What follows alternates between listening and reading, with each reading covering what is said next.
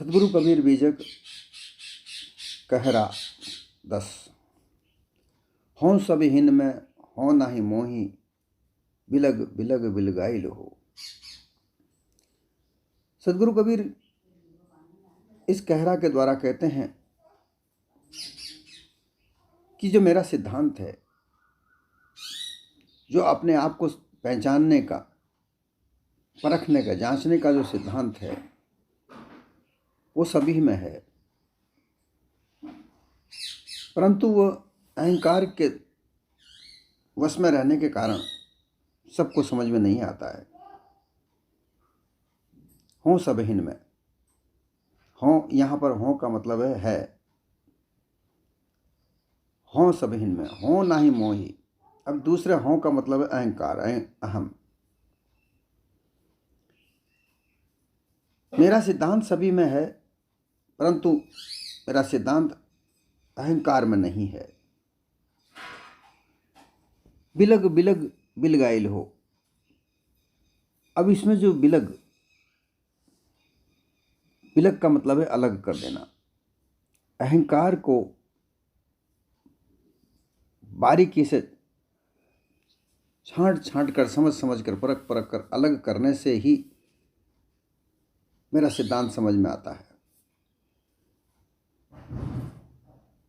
थोड़ा सा भी अगर अहंकार रह जाता है, मेरा सिद्धांत समझ में नहीं आता है। जैसा कि ब्रह्मज्ञानी लोग कहते हैं कि अहम ब्रह्मास्मि, मैं ब्रह्म हूं। इसमें अहम होता है, मैं ब्रह्म हूं। यह अहंकार रूपी शब्द है। वो कहता है कि अहम ब्रह्मास्मि, मैं सर्वत्र ब्रह्म स्वरूप हूं और मैं सब में बसा हुआ हूं। सभी के अंदर अद्वैत ब्रह्म, मैं अद्वैत ब्रह्म, सभी हिन में, जड़ चेतन रूप में, चराचर में, सब में ओतप्रोत हूं, सर्वत्र भरा हुआ हूं, परिपूर्ण हूं, व्यापक हूं। मेरा बिना कहीं भी कोई जगह खाली नहीं है। ऐसे ब्रह्मज्ञानी अहम ब्रह्मास्मि कहकर अहंकार के द्वारा ये कहते हैं, परंतु मेरा सिद्धांत अहंकार में नहीं है। अहंकार जहां है वहां मेरा सिद्धांत नहीं होता। ब्रह्मज्ञानी अपने आप को संसार में प्रसारित करते हैं कि मैं ब्रह्म हूं, ब्रह्म स्वरूप में यथार्थ अद्वैत रूप है।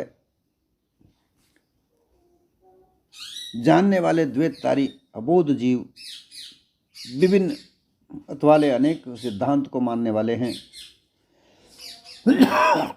विषय विकार में उलझे हुए हैं, परंतु मैं ब्रह्म विषय विकार से पूर्णतः अद्वैत पूर्ण रूप से पृथक हूं, सर्वत्र हूं, ऐसा कहते हैं। परंतु उनको ये पता नहीं होता कि वो अहम कह करके जो अहंकार बीज है वो अपने आप में समेटे हुए हैं, जो वो कभी भी उग सकता है, कभी भी जाग सकता है। और उसी के आधार पर वेद वेदांतों ने ब्रह्म को नेति नेति कहा। अंत में ब्रह्म जब समझ में नहीं आता, जब कुछ प्राप्त नहीं होता, तो वो नेति नेति कहकर पल्ला झाड़ लेते हैं। वो कहते हैं कि मनवाणी बुद्धि तो वो जानती ही नहीं है, मनवाणी बुद्धि से वो नहीं जाना जाता है। किसी भी वस्तु का स्फुरण मन में होता है, बुद्धि उसका निश्चय करती है और वाणी से उसका व्याख्यान किया जाता है। और ब्रह्मवादी लोग कहते हैं कि वह ब्रह्म इन मन और वाणी और बुद्धि से, ना तो वाणी से व्याख्यान में आता है, ना मन में उसका स्फुरण होता है, और ना ही बुद्धि उसका निश्चय कर पाती है। ऐसा अद्वैत ब्रह्म है, मैं ब्रह्म स्वरूप हूं, ऐसा ब्रह्म स्वरूप मैं हूं। यहां अहंकार होता है। अहंकार से परिपूर्ण होकर ब्रह्मवादी लोग केवल छल कपट लिए इस संसार में विचरण करते हैं, परंतु अपने आप को अहंकार से अलग नहीं करते हैं। यहाँ सदगुरु कहते हैं कि मैं बिलग बिलग कर बिलगाइल हो, मैंने अहंकार को बिलग अर्थात अलग कर दिया, अलग अलग करके, सूक्ष्म से सूक्ष्म रूप से अलग करके उसको अलग कर दिया है। बिलग बिलग अर्थात छांट छांट कर, जांच जांच कर, परख परख कर, बिलगाइल अर्थात अलग कर दिया है।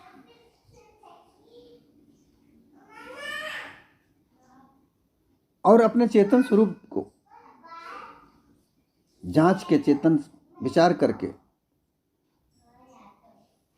चेतन स्वरूप जीव के अलावा, ज्ञानाकार स्वरूप के अलावा और कोई दूसरी वस्तु नहीं है, ऐसा मैंने जांच करके यह जो सिद्धांत प्रतिपादित किया है, जो पारक स्वरूप का ज्ञान प्राप्त किया है, वह मैंने इस तरीके से किया है जहाँ अहंकार रूपी कोई चीज वस्तु नहीं है।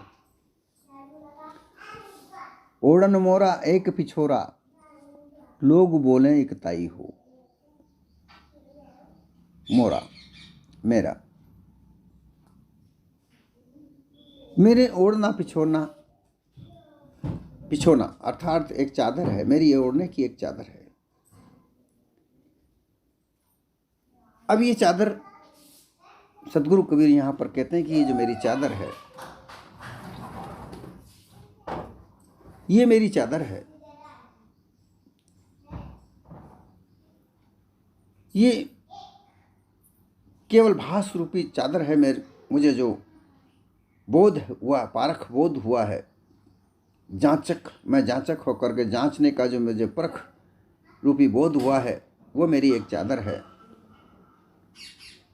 परंतु लोग ऐसा कहते हैं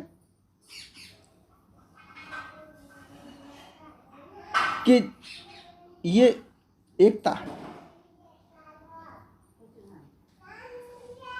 ये मेरी एक चादर, बोध स्वरूपी चादर है, वो केवल एक चेतन स्वरूप जीव है, इसके अलावा कोई दूसरा नहीं। परंतु ब्रह्मज्ञानी लोगों ने क्या किया है? ब्रह्मज्ञानी लोग कहते हैं कि जीव और इस ब्रह्म की एकता ही हो, एकता की है। ब्रह्म में जीव मिल जाता है, ब्रह्म और जीव की एकता हो जाती है। यही ओढ़न है, यही वस्त्र है, जो कि केवल एक कल्पना मात्र है।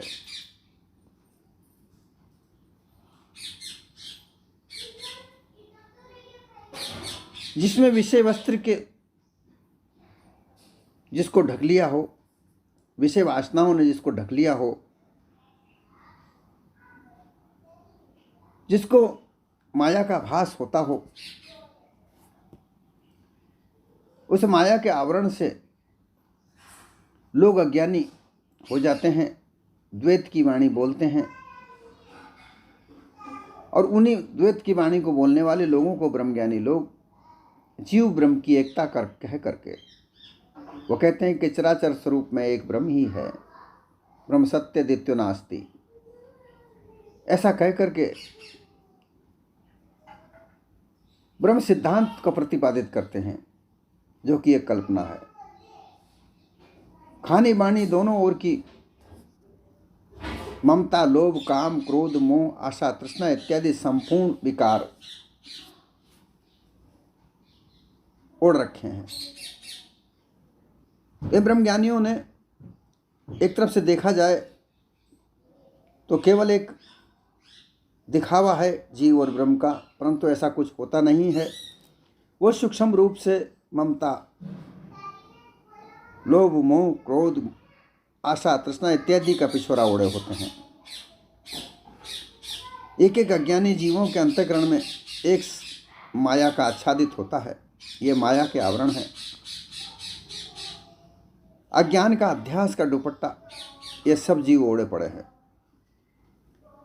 इस कारण लोग, अज्ञानी लोग, ज्ञानी विज्ञानी, ये सब लोग एकताई, ये एक ही सिद्धांत को मानते हैं, वह है ब्रह्म। ब्रह्म के विभिन्न प्रकार बता दिए जाते हैं।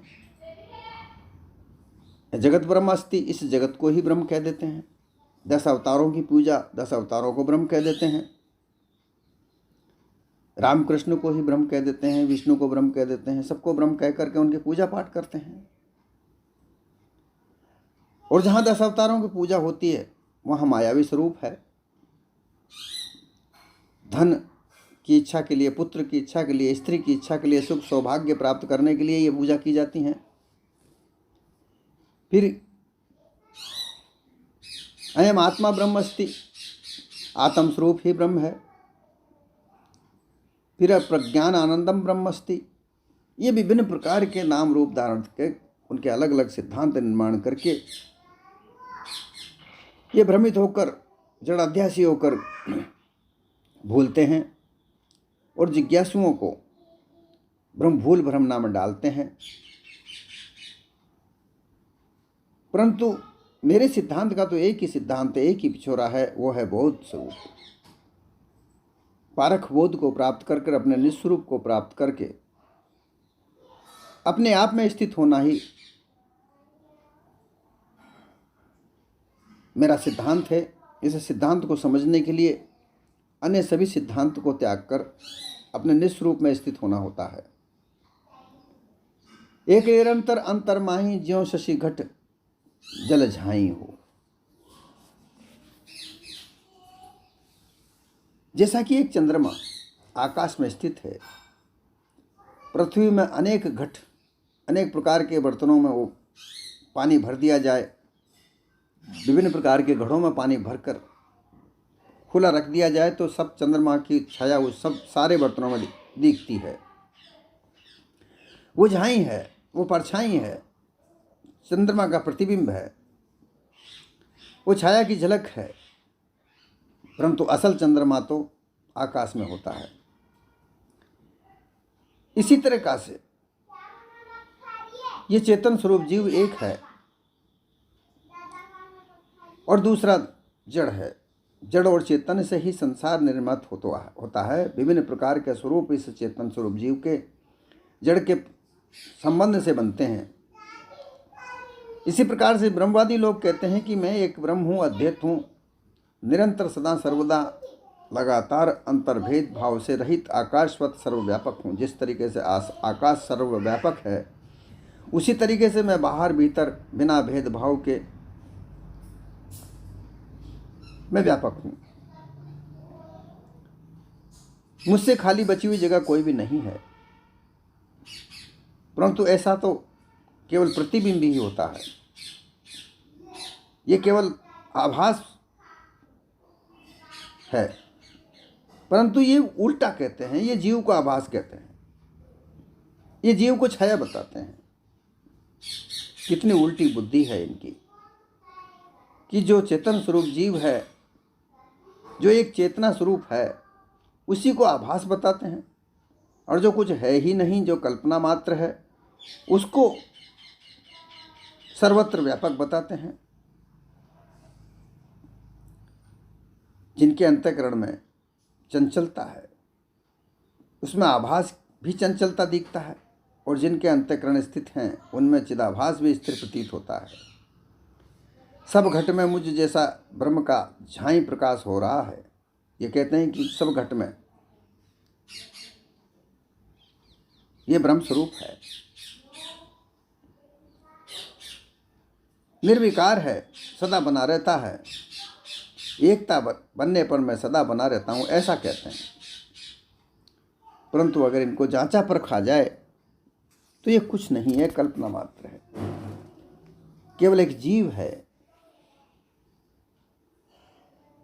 जो स्त्री पुरुष के स्वरूप में वासना की आसक्ति से अध्यास की निरंतरता लगातार अपने हृदय भीतर में टिकाए बैठे हुए हैं। विषय वासनाओं को स्त्री पुरुष जमाए बैठे हैं अपने हृदय में। उनको निस्वरूप का बोध नहीं होता और वो मायावी स्वरूप में देखकर उलझते हैं। और जब उनको विभिन्न प्रकार के कष्ट होते हैं तब ये गुरुआ प्रपंचियों के पास जाते हैं और ये उस झाई में जाकर पड़ते हैं, क्योंकि ब्रह्मज्ञानी लोग ब्रह्म को बताते हैं और ब्रह्म झाई के अलावा और कुछ प्रकार नहीं है। एक समान कोई समझत नाही, जाते जरा मरण भ्रम जाई हो। सतगुरु कहते हैं जीव एक रस है जिसको नहीं समझ पा रहे हैं। उसे कोई आभास कहता है, कोई क्षणित विज्ञान कहता है, कोई अंश कहता है, और ऐसा कहकर लोग संसार को भ्रम में डालते हैं। चेतन स्वरूप जीव यही एक चेतना है। इसी को ब्रह्म ज्ञान होता है, इसी को ईश्वर ज्ञान होता है, इसी को आत्म ज्ञान होता है। परंतु ब्रह्मज्ञानियों के, योगियों के, भक्तों के जंजाल में फंसकर, उलझान में फंसकर ये अपने निस्वरूप को प्राप्त नहीं कर सकता और उलझ कर आवागमन के चक्रव्यूह में पड़ता है, जन्म मरण के चक्र में पड़ता है। जाते जरा मरण भ्रम जाई हो, जाते जाते जिससे जरा मरना अर्थात नाश होना, जन्म मरण के भ्रम अर्थात धोखे में पड़ जाता है और उस धोखे से छूट नहीं पाता है। इसलिए सदगुरु कभी कहते हैं कि मैं जहाँ, मेरा सिद्धांत वहाँ है जहाँ लेस मात्र भी अहंकार नहीं है, और जहाँ अहंकार होता है वहाँ वाणी कल्पना है, भ्रम धोखा है, मोटी झीनी माया है। और इस मोटी झीनी माया के उलझान में फंसकर आने जाने के चक्कर में पड़ते हैं। रैन दिवसीय तहमा नाही नारी पुरुष समताई हो। जहाँ चेतन स्वरूप जीव है, जहाँ स्वरूप निज स्वरूप है, वहाँ ना स्त्री है ना पुरुष है। जहाँ स्त्री और पुरुष के भेदभाव को भुलाया जा सकता है, मिटाया जा सकता है, वहाँ विकार नहीं उत्पन्न हो सकता। विकार कब उत्पन्न होता है कि जहाँ स्त्री और पुरुष अलग अलग देखा जाए, अलग अलग समझा जाए, पर इनके अंदर दोनों में समताई अर्थात समता रखे। स्त्री और पुरुष में एक चेतन स्वरूप जीव का वास है, वह रमैया राम है। स्त्री पुरुष तो देह से है, परंतु इसमें जो रम रहा है वह चेतन स्वरूप जीव है। उसी की सत्ता से सब कुछ चल रहा है। ये अद्वैत भाव एकता से मिटाना ही एकताई, नारी पुरुष की एकताई, नारी और पुरुष का एकता कि चेतन स्वरूप जीव ना पुरुष है ना नारी है, ऐसी एकता होने से ये विषय विकार मिट सकता है।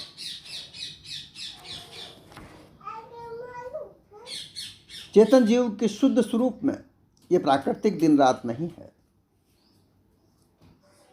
अर्थात अंधेरा और प्रकाश। दिन और रात का मतलब है अंधेरा और प्रकाश। रात को अंधेरा होता है, दिन में प्रकाश होता है, और इसको अज्ञान और ज्ञान के प्रकाश में भी लिया जाता है। देखिए, अज्ञान और ज्ञान दोनों जानकारियां हैं। अज्ञान की जानकारियां वो हैं जिससे सत्य नहीं प्राप्त किया जा सकता, सच्ची बात को प्राप्त नहीं की जा सकती, अच्छा उत्तम नहीं बनाया जा सकता। और ज्ञान की जानकारियां वो हैं जिनसे उत्तम बनाया जा सकता है, सच को प्राप्त किया जा सकता है, आसक्ति को मिटाई जा सकती है, जो काम की वस्तु है उसको प्राप्त किया जा सकता है, बंधन को मिटाया जा सकता है। परंतु इन दोनों से परे, ज्ञान और अज्ञान से परे विवेक है। उस विवेक के द्वारा सत्य और असत्य का पता लगाया जा सकता है।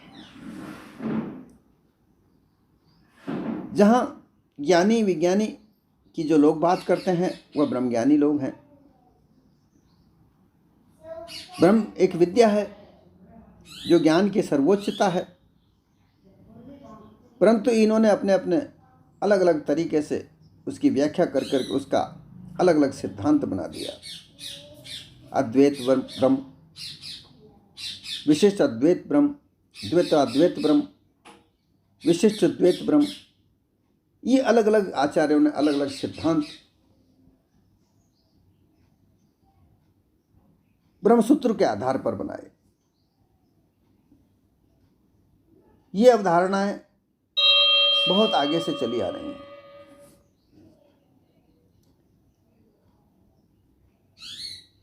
सनक सनंदन सनातन, वहाँ से वशिष्ठ ऋषि, याज्ञवल्क्य ऋषि, जनक से होते हुए ये आगे बढ़ी और फिर इसका जो ब्रह्म सूत्र लिखा गया, उस ब्रह्म सूत्र को आधार मानकर आगे के आचार्यों ने अलग अलग विभिन्न प्रकार के सिद्धांतों को प्रतिपादित किया। उसी के अध्यासवश कभी पुरुष जीव नारी का देह धारण करता है तो कभी नर का जीव धारण करता है, और उसी के आधार पर ये विकार उत्पन्न होते हैं। विषय आसक्ति समाती है, जड़ अध्यासी होते हैं, विषय अध्यासी होते हैं, और फिर अपने आप में अहंकार जागृत होता है, और यही अहंकारी लोग अपने आप को ब्रह्मज्ञानी कहते हैं कि हम ब्रह्मास्मि। परंतु सतगुरु कहते हैं कि मेरे सिद्धांत में ये अहमता लेश मात्र भी नहीं होती, तब मेरे सिद्धांत को समझा जा सकता है। हो मैं बालक बूढ़ो नाही, ना मोरे चिकलाई हो। ब्रह्मज्ञानी लोग कहते हैं कि मैं तो परब्रह्म स्वरूप हूं, हूं मैं बालक, मैं हमेशा बालकवत रहता हूं, ऐसा ब्रह्मज्ञानी लोग कहते हैं। अतएव इस शरीर के बालक शिशु लड़कपन बालकपन अवस्था भी मैं नहीं हूं, बूढ़ा भी मैं नहीं हूं, जर्जर भी नहीं हूं। सदगुरु कबीर कहते हैं कि ना मैं बालक हूं, बूढ़ा हूं, ना जर्जर अवस्था वाला हूं, मैं तो हमेशा से चेतन स्वरूप हूं, जागृत स्वरूप हूं।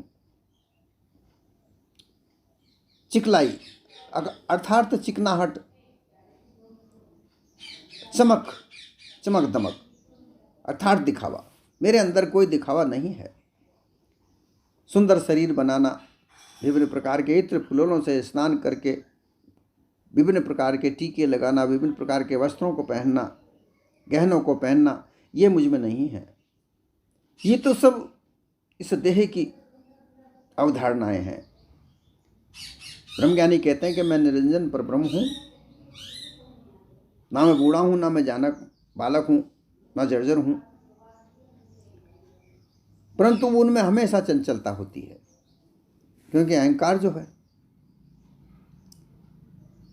सतगुरु कहते हैं कि चेतन स्वरूप जीव हमेशा जागृत रहता है, जागृत रूपी जीव है। श्वेत सुहागा में एक जर्द बूंद जलकूं कहे कबीर कोई देख, ये इसका कोई रंग नहीं है। ये तो केवल जागृत रूपी है, जागृत स्वरूपी है, ना है बूढ़ा है, ना जवान है, ना बालक है। त्रिविध रहो सब निमा बरतों, नाम मोर रमुराई हो। त्रिविध, तीन प्रकार के, तीन काल में, तीन गुणों में मैं ही रम रहा हूं, ऐसा ब्रह्मज्ञानी कहते हैं। मुझे ही चराचर सब भासता है, इसलिए चित्त स्वरूप चैतन्य भी मैं ही हूं, और सर्व आनंद में भी मैं ही हूं। इससे संपूर्ण आनंद स्वरूप मैं ही हूं, अर्थात मैं ही आनंदमय हूं। इस प्रकार सत्य चित्त आनंद, इन तीनों स्वरूपों में विधि पूर्वक मैं सर्वत्र रमा हुआ हूं, ऐसा ब्रह्मज्ञानी लोग कहते हैं। सत्य चित्त आनंद, अर्थात सत्य भी मैं ही हूं, चित्त में रमता हूं, और आनंद स्वरूप भी मैं ही हूं। ये ब्रह्म का स्वरूप कहा जाता है, सत्य चित्त आनंद। ब्रह्म एक सत्य चित्त आनंद कहा जाता है। परंतु ये सत्य ब्रह्म सत्य एक द्वितीय नास्ति, परंतु कल्पना को सत्य कैसे माना जाए?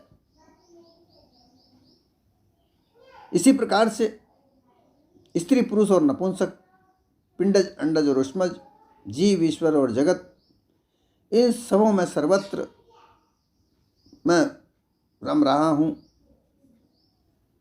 सतगुरु कबीर कहते हैं कि इन सब में अगर देखा जाए, परखा जाए, अगर तुम्हारे अंदर जरा लेश मात्र भी अहंकार नहीं है, अगर तुम परखोगे तो जानोगे कि मेरे सिद्धांत में जरा सा भी लेश मात्र भी अहंकार नहीं है। जिनको ईश्वर कहते हो वह भी जीव ही हैं, ब्रह्मज्ञानी भी जीव ही हैं। जीव के अलावा कुछ नहीं है। जीवई से सब कुछ भयो, जीवई को सब काम। जीव बिना कछु भयो नहीं, नाव गाँव न ठाऊं। जीव के बिना कुछ नहीं हुआ। पठे न जाऊं, आवे आने नहीं आऊं, सहज रहूं दुनियाई हो। मैं कहीं जाता हूं ना कहीं आता हूं, मैं सहज रूप से इस दुनिया में रहता हूं। ये मेरा सिद्धांत है। ये जीव चनैया जीव इस संसार में नित्य है, रस नित्य एक रस है। ये सदा ही है, ये ना कहीं जाता है न कहीं आता है, स्वाभाविक रूप से इस संसार में रहता है। जुल्हा तान बान नहीं जाने, फाट बिने दस ढाई हो। जुल्हा कपड़े बुनने वाला, ये तान बान नहीं जानता है, फाट बिने दस ताई।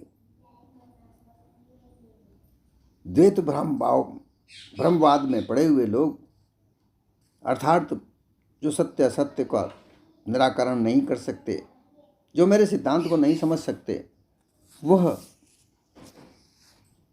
मनवाणी बुद्धि इनके ताना बाना से विभिन्न प्रकार के सिद्धांतों को घड़ घड़ कर बना बनाकर, कोई ईश्वर, कोई अल्लाह, कोई गॉड, कोई ब्रह्म, कोई परमात्मा, इस तरीके के सिद्धांतों को बना बनाकर विभिन्न प्रकार के लोगों को उलझाते हैं। कभी द्वैत, कभी अद्वैत, भेदभाव, मन बुद्धि की बात को कहकर भेद ठीक से नहीं जानते, कल्पना में पड़कर सभी लोगों को उलझाते हैं और अंत में आवागमन के चक्र में डालते हैं। ये सत्य सिद्धांत को नहीं समझ सकते। गुरु प्रताप जिन्हें जस भाष्यो, जन बिरले सो पाई हो।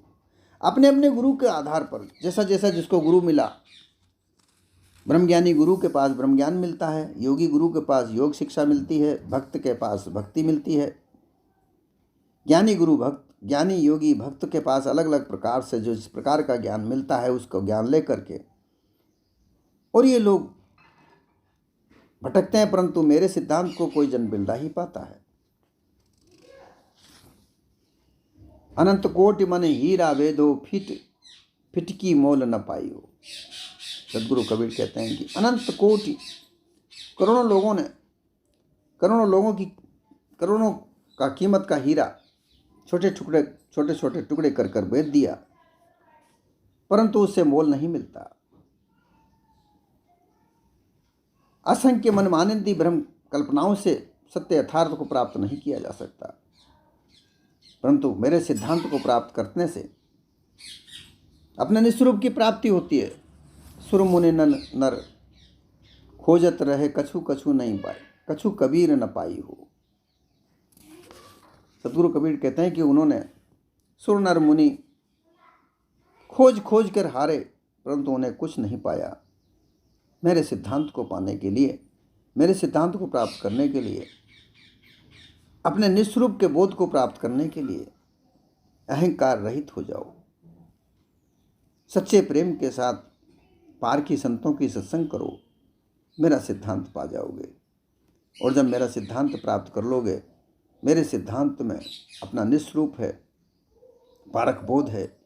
इस पारक बोध को प्राप्त करने के अलावा कोई दूसरी वस्तु की चीज़ कोई ज़रूरत आवश्यकता नहीं रह जाती। इसे प्राप्त करने के बाद ये चेतन स्वरूप जीव अपने निस्वरूप में स्थित हो जाता है, जहाँ से कहीं आना होता है ना कहीं जाना होता है। निज बोध में स्थित होकर चिरस्थायी रूप से अपने विश्राम स्थिति में प्राप्त हो जाता है, जहाँ से कहीं आना है न कहीं जाना है, ना जन्म है ना मरण है, किसी प्रकार का दुख, किसी प्रकार का सुख, किसी प्रकार का सत्य असत्य की कल्पना मानिंदी वहाँ नहीं है, जहाँ स्थित होकर परम सुख को प्राप्त किया जा सकता है। मैं अहंकार रहित स्थिति में हूँ, ऐसा सद्गुरु कबीर कहते हैं।